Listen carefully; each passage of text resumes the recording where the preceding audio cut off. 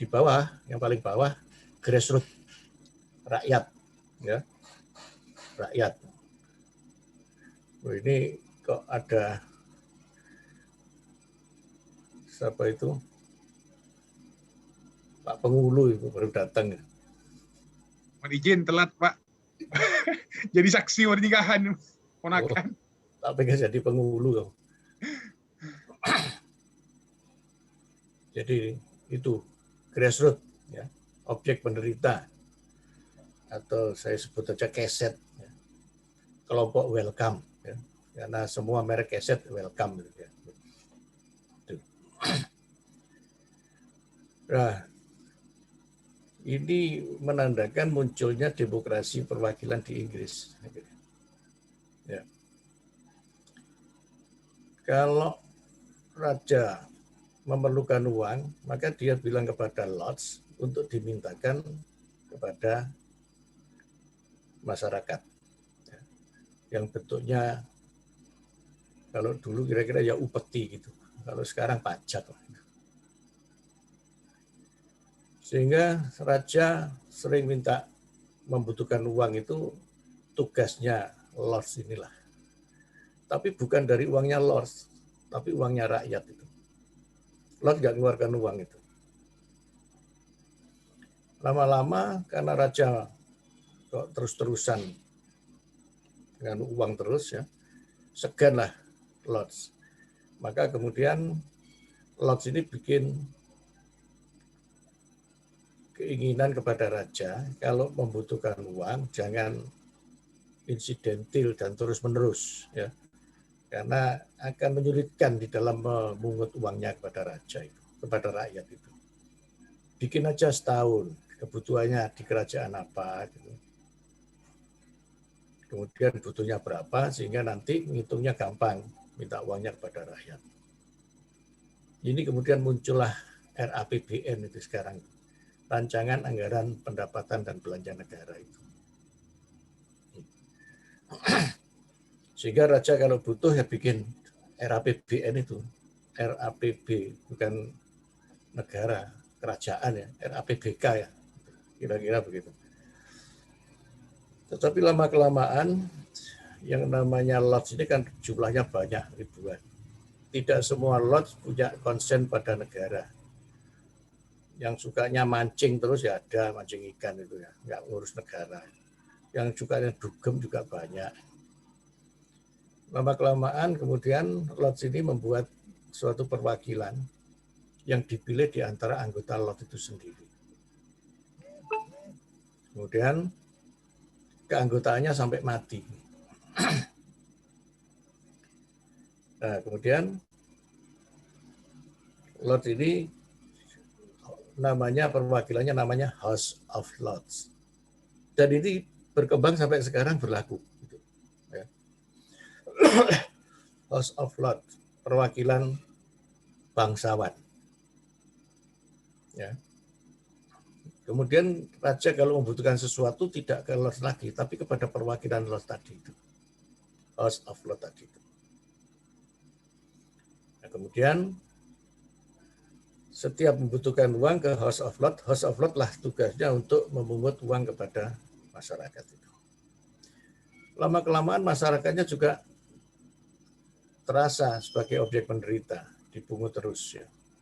Nah, dipungut terus, kemudian masyarakat berontak, ingin juga membuat perwakilan.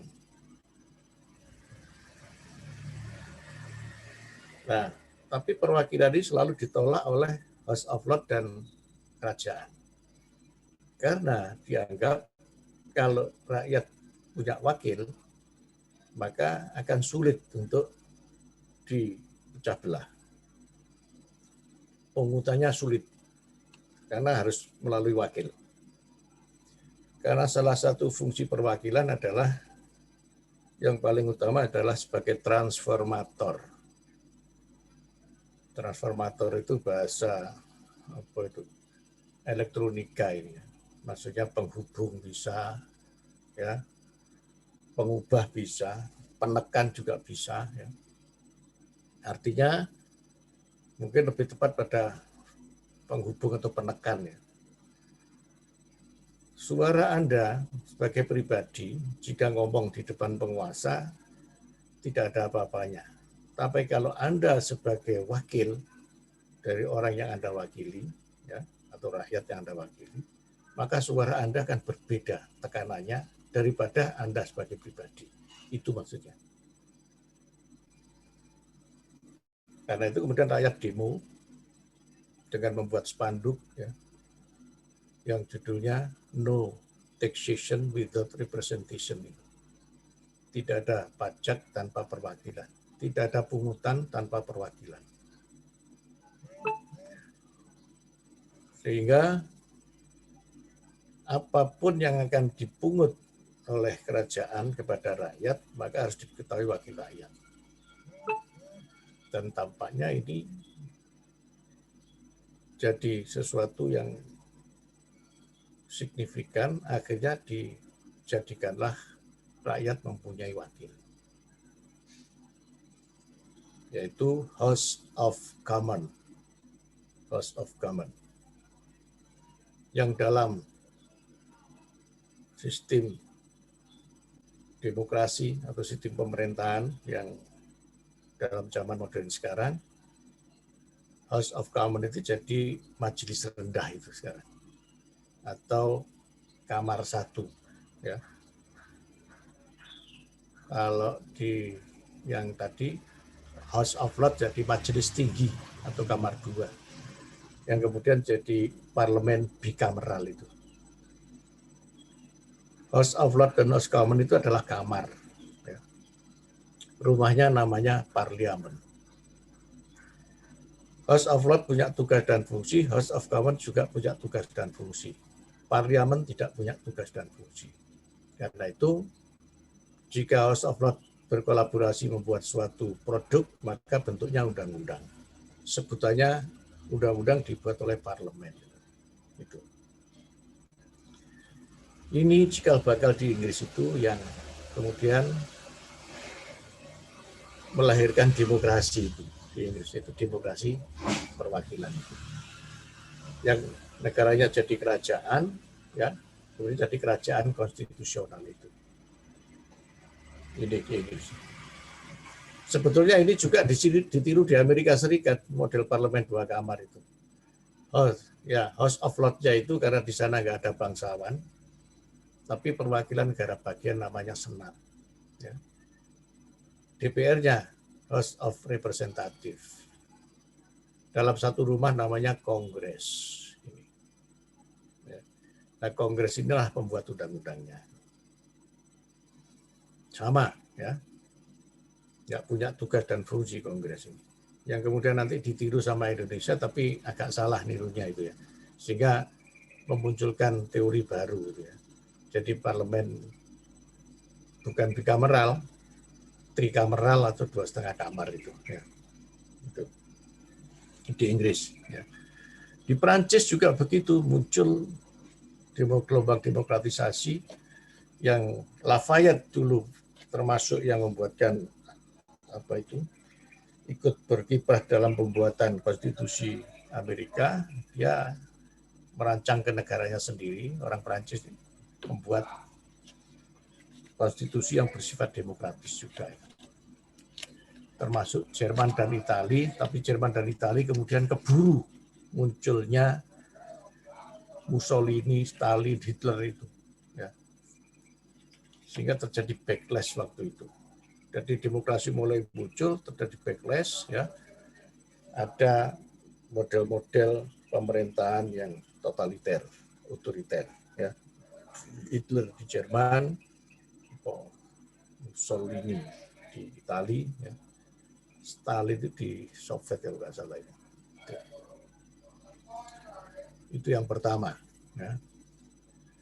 Kemudian sampai berakhirnya Perang Dunia Kedua ini, ya. Karena setelah demokrasi muncul terjadi backlash, maka terjadi karena ada Hitler, Mussolini, Stalin ini terjadi gelombang peperangan yang muncul mulai Perang Dunia Pertama sampai Perang Dunia Kedua. Ya, fasisme dan totalitarisme berhasil dihancurkan setelah Perang Dunia Kedua dengan kemenangan sekutu, kekalahan dari Jerman termasuk Jepang, Ya. Sehingga yang dulu negara-negara yang mengatasnamakan demokrasi itu tapi ternyata adalah negara penjajah, muncul dekolonisasi besar-besaran, ya, yaitu sejak tahun 30-an ini, ya, mulai muncul negara-negara merdeka satu persatu, ya. Efeknya ya mulai India sampai efeknya Indonesia tahun 45 itu, ya. Sehingga ide demokrasi ini jadi sesuatu yang trendy, ya. Sehingga bahkan pada penelitian tahun 50 ya, UNESCO itu mengatakan demokrasi itu sebagai model sistem pemerintahan yang paling digemari hasil penelitian 100 negara itu.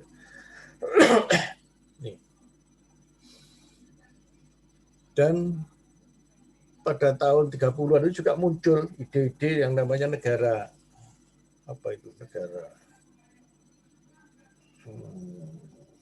kesejahteraan, ya, negara kesejahteraan, yang menginginkan adanya campur tangan negara seluas-luasnya itu.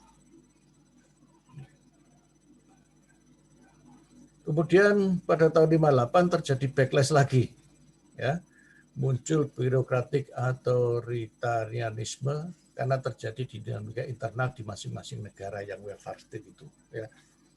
Apa? Ya mungkin keberatan negara, karena di satu segi harus banyak ditangani oleh negara, tetapi negara tidak mempunyai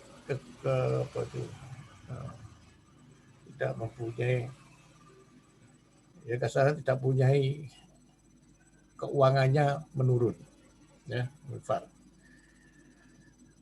Kemudian demokrasi ketiga tahun 74 timbul gerakan pro demokrasi, yaitu di Eropa Selatan, Yunani, Amerika Latin, termasuk Asia, Eropa Timur dan Rusia. Ini sebetulnya ini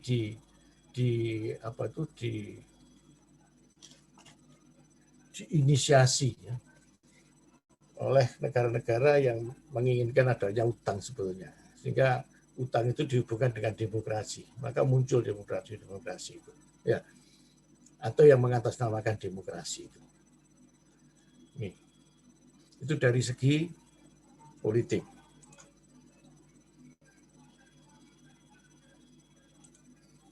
Dari segi ekonomi, ya, juga ada yang namanya megatrend dari John Naisbitt itu yang berupa ada dua gelombang, ya, gelombang privatisasi. Ya. Nah, kalau semua ditangani negara, nggak mampu negara itu nanti, ya. Bahkan akan muncul lagi, ya, otoritarianisme kalau negara nanti menangani semuanya, karena menganggap bahwa semua yang akan ditangani negara, sehingga negara perlu upah lah, tanda kutip upah, untuk bahwa semuanya harus ikut saya. Muncul diregulasi, ya, muncul dibirokratisasi, baik Inggris, Jerman, Prancis, Jepang itu. Mulailah kemudian gerakan-gerakan privatisasi terhadap badan usaha pemerintah. Nah, ini berdampak ini pada Indonesia nanti, ya. Itu merembet terus itu, ya. Di Indonesia akan mulai juga ada unsur-unsur privatisasi. Pasal 33 mulai ditabrak-tabrak itu, ya. Itu. Bahkan sekarang sampai pada titik yang terendah, ya. Kemudian dari segi budaya ada perkembangan teknologi transportasi, komunikasi, telekomunikasi, dan informasi yang mengharuskan adanya dunia menjadi satu karena begitu dekatnya. Tidak ada yang namanya rahasia sekarang, ya, semuanya bisa didengar, itu bahkan menjadi sekat-sekat negara menjadi hilang, ya. Itu, nah, semua kehidupan menjalankan proses globalisasi. Budaya global melanda kemana-mana, ya. Sedangkan budaya lokal berusaha untuk bertahan. yang tidak kuat ya hilang ya. Justru yang terjadi adalah globalisasi ya, global yang ada unsur-unsur lokalnya. Atau istilahnya itu percampuran, ada percampuran budaya ya. Secara budaya muncul budaya baru ini. Yang pada intinya welfare state yang timbul pada pertengahan abad 20, di mana tugas negara untuk kesehatan rakyat yang mengakibatkan timbul kelembagaan negara yang banyak. Ini. Nah, ini sebetulnya timbul kelembagaan negara yang banyak itu karena kebutuhan atau karena ketidakmampuan dari adanya lembaga negara yang ada itu. Sementara tuntutan keadaan politik, ekonomi, budaya yang liberal menuntut aspirasi rakyat yang terus-menerus, yang terus meningkat. Sehingga ada pengurangan peran negara untuk menjamin efisiensi dan efektivitas pelayanan umum yang lebih memenuhi harapan rakyat. Ini yang terjadi. Karena itu harus ada perubahan dalam birokrasi dan administrasi publik. Maka muncul negara-negara yang tergabung dalam OECD itu, organisasi pembangunan kerjasama di bidang ekonomi, ya, yang mengembangkan kebijakan yang sama. Perlunya desentralisasi kewenangan. Sekarang nggak ada lagi sentralisasi. Kewenangan harus diberikan kepada bawahan seluas-luasnya. Ya, penilaian kembali tentang biaya yang efisien, ya, efisien. Walaupun di Indonesia ini sudah mulai, ya, zaman pemerintahan sekarang mulai diefisienkan tampaknya itu, ya, efisien. Bahkan sekarang super efisien sekarang. Ya. Sekarang anggota DPR itu mengeluh semua sama anggota pemerintah, ya, daerah, karena lamsamnya juga sekitar 400-an itu sekarang per hari itu dengan perpres PP itu, ya, itu mengefisienkan dan semuanya apa itu tidak bisa diakal-akali, gitu, ya, by apa itu by elektronik sudah. Memperkecil unit-unit organisasi pelayanan dan memprivatisasi yang sebelumnya di tangan pemerintah. Pemerintah harus cost efektif, ya. Pemerintah harus berorientasi pada konsumen dengan kualitas yang pasti. Penilaian kinerja yang terukur dan adanya reformasi terhadap biaya-biaya yang tidak efisien. Dan ini sudah dilaksanakan ini. Ya.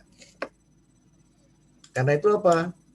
Tuntutannya harus ada slimming down birokratik, pengetatan, ya, pengecilan, ya, yaitu dibentuk badan yang menerapkan prinsip efektif agar pelayanan umum benar-benar efektif, yang berupa dewan, badan, komisi, lembaga, agensi, otorita, dan lain-lain yang bisa independen, semi pemerintah atau pemerintah dan lain-lain. Maksudnya untuk efisiensi biaya, tapi kadang dibuat hanya ikut-ikutan dan tidak didesain secara matang. Akibatnya yang timbul justru inefisiensi dan biaya tinggi. Ini yang kemudian muncul komisi-komisi atau lembaga-lembaga negara yang nggak jelas itu. Ini tidak didesain dengan baik. Dalam konteks Indonesia dewasa ini pasca reformasi, corak dan struktur negara kita juga mengalami dinamika yang sangat pesat. Apa? Muncul lembaga-lembaga dan komisi-komisi independen yang dibentuk. Namun sedikit membingungkan banyak pihak. Hal tersebut disebabkan oleh paradigma pembentukan lembaga yang kurang jelas. Ini.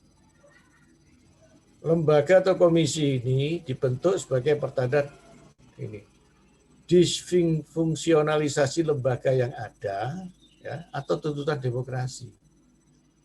Ya, seperti contoh KPK itu nggak akan muncul kalau penegakan hukum ya, di kejaksaan sama di kepolisian kan sudah baik. Karena kurang baik maka muncullah KPK itu, komisi itu. Ya. Jadi apa itu semacam sementara ya atau ad hoc sebetulnya KPK itu. Tapi karena kinerjanya tanda kutip ya dianggap lebih bagus daripada kinerja lembaga yang ada ya, yang kompeten ya. Akhirnya kalau KPK mau dibubarkan malah yang ramai masyarakat sekarang. Gitu. Karena menurut masyarakat masih dibutuhkan ini. Ya. Ini.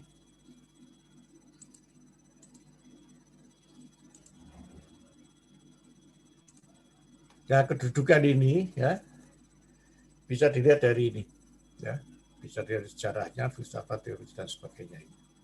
Ya, kalau dilihat dari perspektif sejarahnya, ya, lahirnya lembaga, ya, otorita atau apapun namanya termasuk komisi, ada yang merupakan tuntutan demokratisasi, ya. Misalkan ada KPU, ini ahli KPU-nya ada di sini ini, ya, tuh, tuh, ini kan tuntutan demokratisasi itu, ya. Dulu kan LPU, ya, sebelum zaman Orde Baru kan lembaga, miliknya pemerintah itu, ya kan. Sekarang independen, KPU. Tuh. Ada semangat pembatasan atau konstitusionalisme, pembatasan kekuasaan sebenarnya itu, untuk membatasi kekuasaan yang berlebihan. Dan dalam kerangka pelayanan publik, ya, dengan adanya lembaga yang independen atau komisi atau apapun namanya, itu diharapkan pelayanan publiknya jadi membaik. Gitu. Itu dari segi sejarah. Dari segi filsafat, ya, pembentukan komisi-komisi negara menimbulkan pertanyaan, untuk apa? Ya. Apakah memang tidak mampu lembaga yang ada itu? Ya. Kalau sudah mampu, apakah harus dihilangkan? Apa tetap itu komisi-komisi itu? Apakah memang dibutuhkan itu komisi-komisi itu? Sehingga sampai bikin ada komisi KPAI, komisi anak ya KPAI itu ya. Komisi hak asasi manusia, sampai muncul hak asasi manusia perempuan. Ini dibedakan manusia laki-laki dan perempuan, jadi dibedakan saking banyaknya itu. Ya, itu yang secara filosofi itu kurang tepat itu sebetulnya. Ya, untuk apa? Jadi sebetulnya kalau mau dipakai disertasi bagus itu ya. Saya lihat nggak tahu di tempat di sini kok belum muncul ini. Apa itu? Untuk apanya itu? Ya. Dan mewakili siapa ini? Ini permasalahannya. Paradigma baru apa yang diadopsi oleh amandemen Undang-Undang Dasar itu dalam kerangka menata struktur negara dan lembaga-lembaga itu, serta mekanisme hubungan antara mereka itu. Sehingga kalau ini dianggap loh ya, pertanyaan sebenarnya nanti adalah apakah ini merupakan lembaga negara juga? Gitu. Kalau bukan lembaga negara itu muncul sengketa-sengketa yang nggak karu-karuan itu nanti, karena ada tumpang tindih juga nanti. Ya. Makanya mungkin sudah disediakan mekanismenya melalui Mahkamah Konstitusi, yaitu mekanisme penyelesaian sengketa antar lembaga negara. Nah, pertanyaannya ini apakah masuk dalam pengertian lembaga negara ini? Itu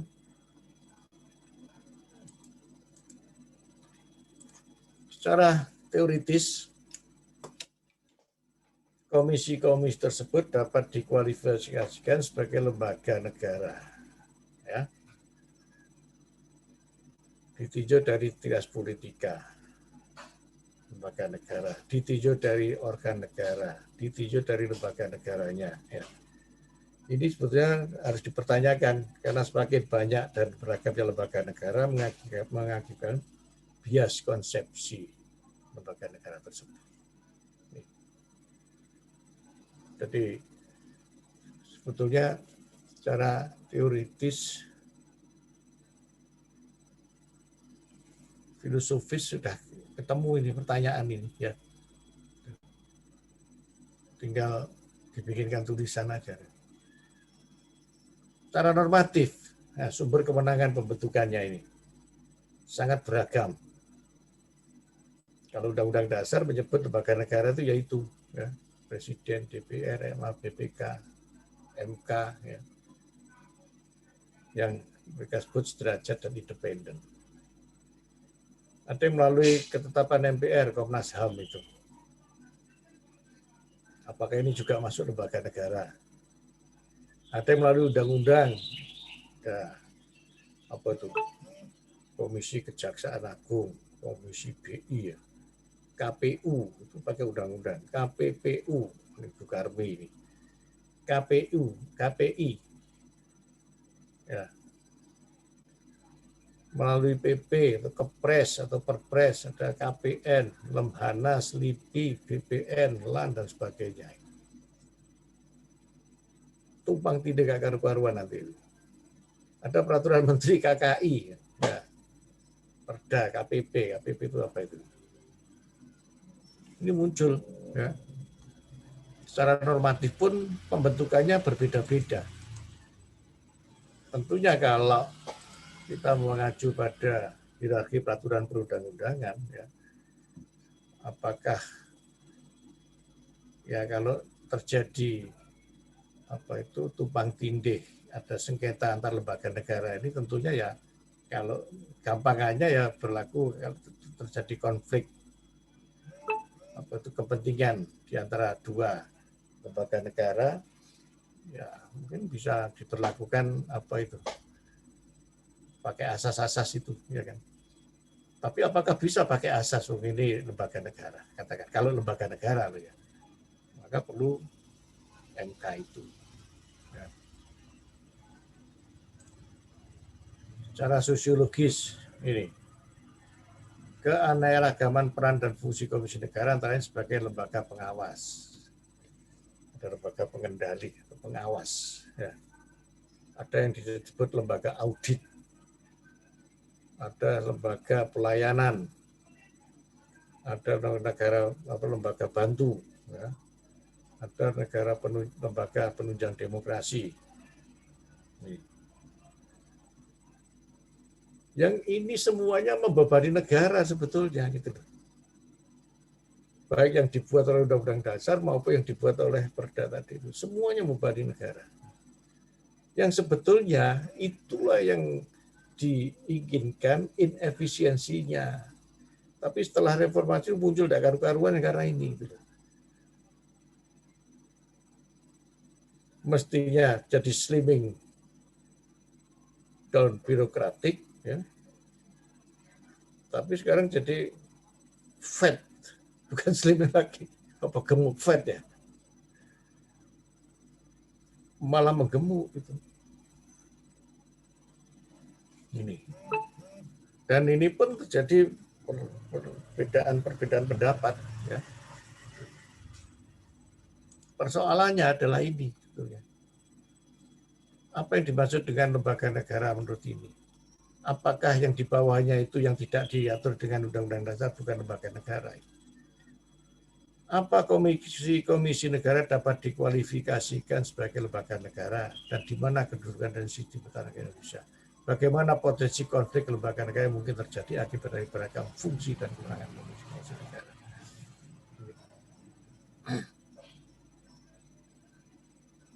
Ini sebetulnya jadi topik diskusi yang bagus ini. Ya. Karena dari diskusi-diskusi yang ada yang selama ini di luar sana, ya nggak ketemu juga. Ya, sampai sekarang belum ketemu. permasalahan tentang banyaknya lembaga-lembaga negara ini. Yang ada adalah pendapat perorangan, pendapat ahli-ahli ya, yang satu sama lain bisa berbeda. Gitu.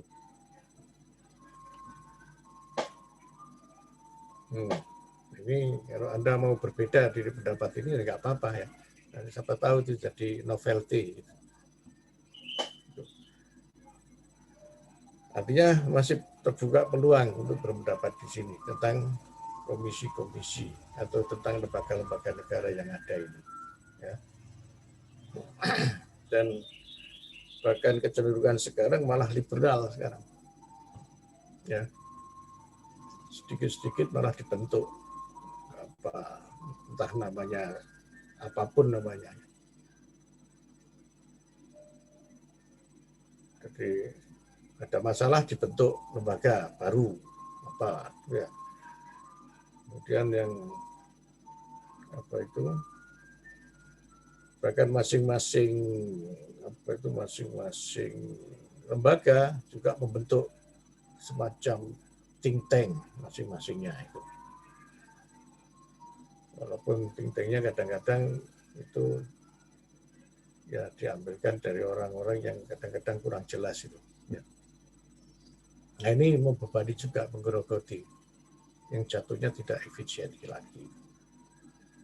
Ya ini yang perlu jadi perhatian kita semua. Ya. Jangan dikira dengan adanya ini semua selesai, tidak. Ya. Ini justru malah menimbulkan masalah baru yang sampai sekarang belum ada penyelesaiannya. Ada pertanyaan? Izin, Pak. Ya, Pak. Monggo. Ya, Denny Amiruddin, Pak. Yeah. Menarik memang apa yang Bapak sampaikan tadi, khususnya yang di terakhir dalam kondisi ketatanegaraan Indonesia. Yang sekarang ini banyak lembaga negara yang dibentuk berdasarkan Undang-Undang Dasar 1945 tadi, ada 8 apa 7. Nah, kemudian masalah yang muncul itu, Pak, cuma lembaga negara tersebut diwenangkan untuk membuat peraturan. Nah, itu yang memungkinkan potensi konflik pengaturan atau disharmonisasi pengaturan, dan itu tidak jarang terjadi.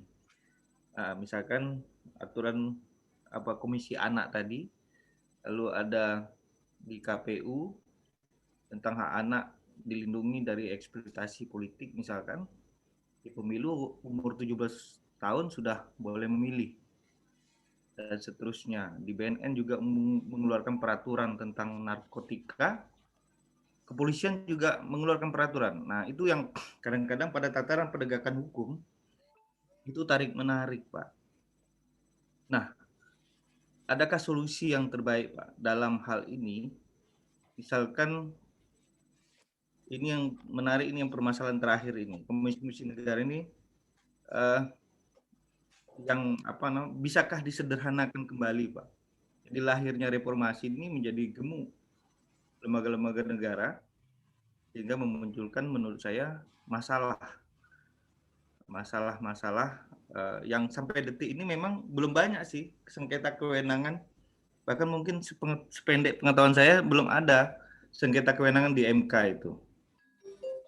Nah, ke depan ini seperti KPK dan Polri misalnya terkait korupsi itu juga tarik menarik, juga jaksa juga. Nah, ini yang menurut saya adanya pembaharuan, memungkinkan tidak adanya amandemen Undang-Undang Dasar 45 untuk menyederhanakan ini kembali, Pak. Terima kasih.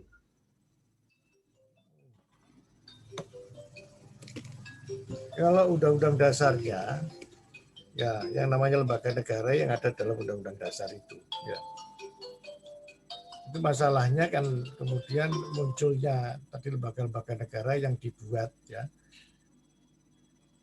yang di luar undang-undang dasar ini. Jadi yang perlu dijadikan stressing ya supaya itu lembaga-lembaga negara ini bisa bergerak sesuai dengan apa yang diinginkan, yaitu bahwa mestinya ya kalau mau membuat lembaga negara itu ya mungkin dengan undang-undang atau PP ya mungkin sampai di situ aja, nggak perlu sampai ke bawah dibuatnya, sehingga jadi tugas dan fungsi serta kedudukan jadi berbeda-beda gitu. Kalau kedudukan berbeda-beda maka akan menimbulkan hierarki juga. Apakah lembaga negara ini pantas disebut sebagai lembaga negara gitu. Ya. Jadi atau dengan kata lain sebetulnya di Undang-Undang Dasar, perubahan Undang-Undang Dasar ini menimbulkan lembaga-lembaga negara baru yang sebetulnya yang sebetulnya bukan lembaga negara jadi lembaga negara, seperti BI. BI itu kan ada di mana itu, di Undang-Undang Dasar ya, BI itu ya. Itu. Undang-undang Pak, Undang-Undang Keuangan kalau nggak salah. Kan disebut juga di BI itu apa itu? Ada kan di Undang-Undang Dasar disebut. BI dan KPU disebut Pak. Bank Sentral pasal 23. Bank Sentral ya itu kan baru itu ya. Ini sebelumnya nggak muncul itu. Sekarang jadi muncul itu. Terus tugas fungsinya apa? Apa bisa disejajarkan? Karena disebut dengan Undang-Undang Dasar, maka apa sejajar dengan DP sama BPK, MK, apa sejajar dengan itu? Nah, tapi kalau dilihat dari tugas dan fungsinya, tidak bisa disejajarkan kadang-kadang. Ini jadi Undang-Undang Dasar sendiri jadi masalah sebetulnya. Ya. Belum lagi nanti kalau diatur dengan undang-undang ya, atau di bawahnya lagi sampai ke bawah. Maksud saya ya pembuatan lembaga-lembaga atau komisi-komisi itu ya itu mestinya tidak serta-merta langsung dibuat, kalau ada kebutuhan langsung dibuat, tidak seperti itu gitu. Jadi dipikirkan matang-matang ya, dan mana yang bersifat independen, yang mana semi pemerintah dan pemerintah. Dan tampaknya ini independen dan semuanya akhirnya ngomongnya independen tapi semuanya dibiayai oleh pemerintah. Maksud saya tidak semuanya harus dibiayai pemerintah gitu.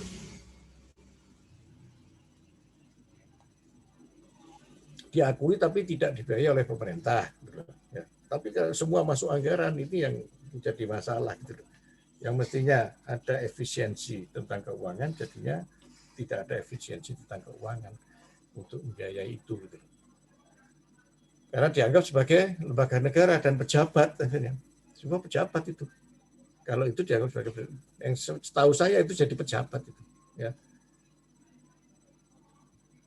Itu. Jadi yang potensi-potensi yang pokok-pokok saja, yang sampingan-sampingan itu sebetulnya nggak begitu diperlukan itu.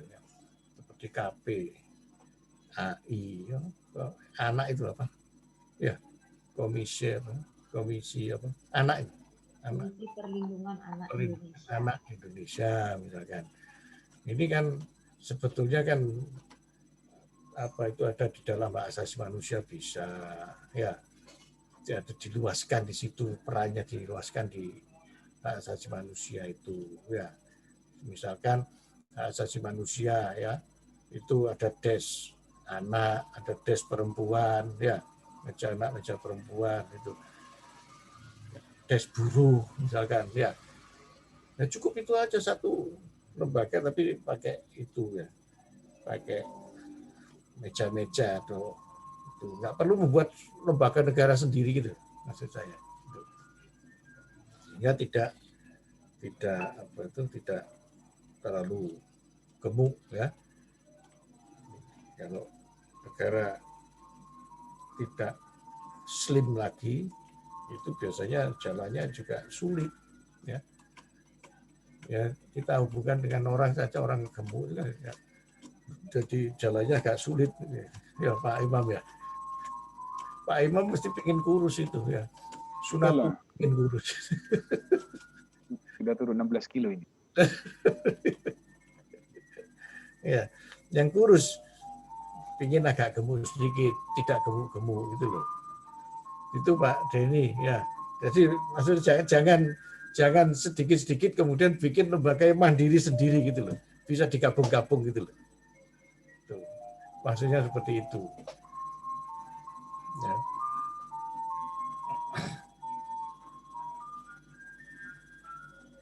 Mohon izin Pak Tunggul. Monggo, Bu Sofi. Melanjutkan pertanyaan Pak Denny tadi terkait efisiensi komisi-komisi negara. Memang yang kita lihat banyak sekali nih. Memang kita belum melihat selama ini ada sengketa antar komisi negara itu. Tapi kalau kita lihat fungsinya banyak yang tumpang tindih, misalnya lembaga sensor film dengan komisi penyiaran.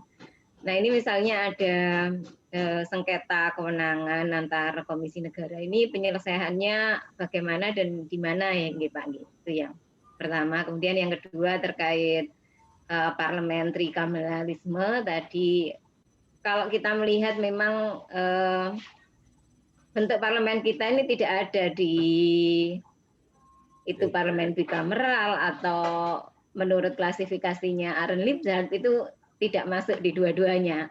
Nah, untuk mewujudkan suatu parlemen yang ideal ini ya, karena kalau kita lihat memang tidak efisien juga, karena MPR itu fungsinya juga bukan joint session, tetapi di sini menjadi suatu lembaga tersendiri yang sangat tidak efisien, karena anggota DPR dan DPD di situ ada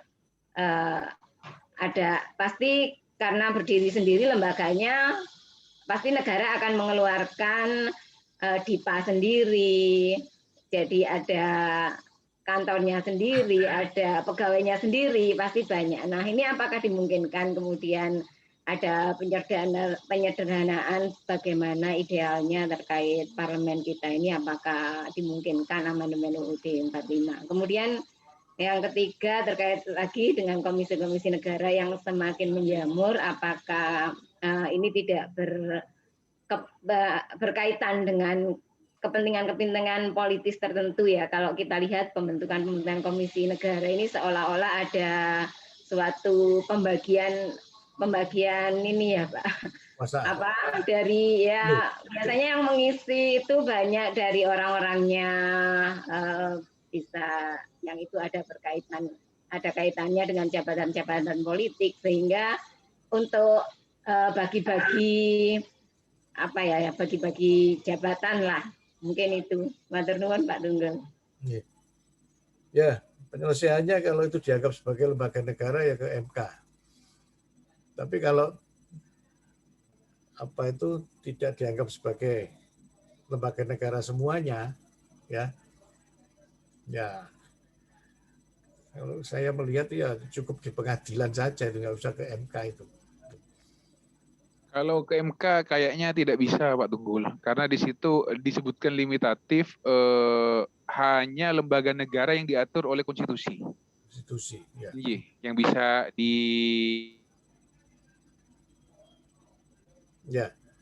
Ya itu makanya kalau bukan lembaga negara ya menurut saya pengadilan biasa saja, tidak seperti itu. Ya. Tapi kalau itu bukan dengan produknya, peraturan perundang-undangannya, ya berlaku hierarki itu. Hierarki pasal 7 dan pasal 8 ayat 1 itu. Ya. Itu, Mbak. Ya. Mungkin ada sengketa cuma nggak melebar gitu aja, mungkin diselesaikan sendiri. Tapi mestinya kalau saya pengennya ada sengketa sehingga ada contoh ya, diselesaikan ke siapa ini gitu loh. Mestinya ya. Tapi sayang tidak melebar. Tuh. Kemudian yang kedua tentang apa, Bu? Parlemen trikameral itu tadi Pak, fungsi MPR itu yang tidak efisien. Ya. Menurut saya sih. Itu kan sebetulnya kan menurut saya dulu itu punya pikiran MPR itu nggak ada saja. Gitu. Sepakat. Ya, nggak ada. Gitu. Karena apa? Sudah degradasi. mau dijadikan apa itu semacam di Inggris sama Amerika itu juga nggak jelas karena anggotanya MPR kan bukan lembaga tapi perorangan, ya kan? Anggota DPR dan anggota DPD, bukan lembaga DPD dan DPR. Itu saya pernah sempat berpendapat seperti itu. Ya. Nah kemudian ada siapa nanti yang akan membubarkan presiden atau yang akan membubarkan lembaga negara yang disebut dengan presiden itu. Ya. Karena MK hanya memutus saja, tidak bisa mencabut kedudukan presiden. Kemudian muncul suara, karena itulah dibutuhkan lembaga politik yang namanya MPR. Makanya kemudian tugas MPR dua itu, ya, melantik dan menurunkan presiden itu. Ya. Itu dasarnya karena ada putusan dari pengadilan, yang pengadilan itu hanya memutuskan salah dan tidaknya. Tadi tidak bisa menurunkan pejabat publik. Sehingga tugasnya dua. Nah, pertanyaannya sekarang kalau tugasnya cuma dua, ya hanya itu saja, kemudian untuk apa? Apa tidak ada lain misalkan, ya? Kalau lembaga yang bisa menurunkan lembaga publik ya dipilih aja sebagai lembaga perwakilan rakyat itu yang kemudian ya DPR sama DPD itu yang di joint season-kan, ya, bukan seperti yang MPR sekarang ini. Tapi faktanya sejak tahun 2011 dengan munculnya Undang-Undang P3, ya, pembentukan perundang-undangan, itu MPR diperkuat lagi. Jadi di hierarkinya muncul TAP MPR. Dan waktu itu di Brawijaya banyak pertanyaan tentang itu. Waktu itu kan kita ada kedatangan tamu dari DPD sama dari Kumham. Kita pertanyakan, tapi nggak bisa jawab juga. Gitu. Makanya sekarang malah ingin membuat GBHN juga ini. Ya. Nggak tahu pendapat Anda, mungkin Mas Imam pernah juga dipanggil MPR ya, ngisi di MPR sana ya, ngisi waktu datang ke sini itu, kalau nggak salah. Jadi saya termasuk terus saya dimintai tentang GBHN itu ya, tapi saya nggak mentol, saya nggak berkenan saya. Kalau saya bisa ngomong, saya nggak ada GBHN, kalau perlu MPR-nya nggak ada kok saya. Nggak mentolong ngomong, akhirnya saya nggak mau datang gitu. Iya betul. Saya juga Ganti diminta Pak tulisan Ali kalau nggak salah, datang Pak Ali waktu itu. Ya. Saya juga nggak ngirim tulisan. Iya, nggak mentolo. Ya. Jadi Indonesianya masih muncul ada nggak mentolonya itu. Itu. Memang secara teori memang nggak muncul itu, nggak ada itu. Joint session bukan, ya. Bicameral bukan. Tapi kan ada, kalau kita dengar dari orang-orang, apa nggak boleh ada teori sendiri? Kan ngomongnya begitu. Ya kalau gitu ya monggo aja. Ya mestinya jangan seperti itulah. Gitu. Terus yang ketiga tadi apa tadi? Terkait keberadaan komisi negara yang menjabat, Pak, itu apa sebenarnya bukan karena berhubungan dengan kepentingan politik bagi-bagi kursi jabatan. Karena kita tidak bisa tutup mata ya Pak. Sekarang untuk masuk di komisi itu apa yang disebut, sering kita dengar apa yang disebut dengan trading influence itu Pak. Nah, itu yang sangat mempengaruhi seseorang menjadi terpilih atau tidak dalam suatu komisi tersebut. Ya. Kalau nuansanya tampaknya seperti itu kalau saya melihatnya. Nuansa loh ya, nuansanya seperti itu. Tapi saya tidak bisa mengatakan itu jawabannya itu, nanti dimarahin sama Mas Denny nanti itu. Jadi nuansanya ya ada bagi-bagi ya, bagi-bagi pendukung itu intinya. Tampak sekali kalau itu. Ya, maksud saya walaupun bagi-bagi itu ya jangan dibikin baru gitu loh. bila perlu digabung-gabungkan antara satu dengan lain yang bentuknya desk tadi itu, meja-meja gitu loh. Itu lebih efektif daripada membentuk sendiri. Ya. Itu membentuk sendiri anggarannya lebih besar daripada digabung-gabung itu. Itu, Pak. Pak Tunggul, boleh bertanya lagi? Pak. Halo? Halo, Pak Tunggul boleh bertanya lagi, Pak? Oke, monggo. Sekali ini ya, tinggal satu ya. Ya. Ini agak sedikit menyimpang, tapi ada apa namanya musik juga, Pak, dalam pikiran. Dalam pasal 4 Undang-Undang 45, Presiden dan Wakil Presiden itu menjalankan pemerintahan berdasarkan Undang-Undang Dasar, itu jelas dikatakan sana. Nah, sejalan dengan itu pasal 9 ayat 1 ada bunyi sumpah Presiden yang memegang teguh, salah satunya memegang teguh Undang-Undang Dasar.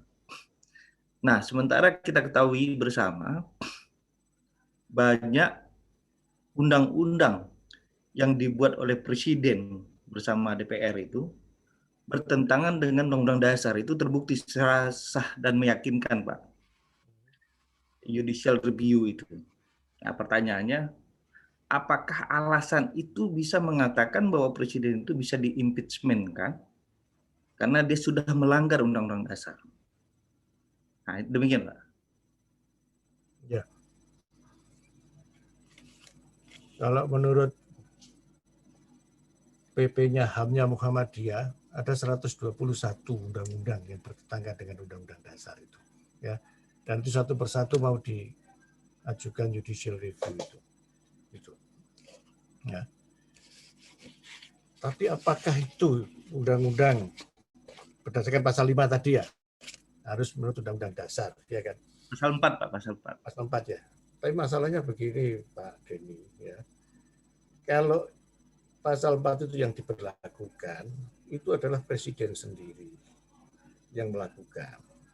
Undang-undang itu dibuat bukan oleh Presiden, tapi DPR. Sehingga mekanismenya melalui Mahkamah Konstitusi. Ya. Beda kalau undang-undang itu dibuat oleh Presiden sendiri.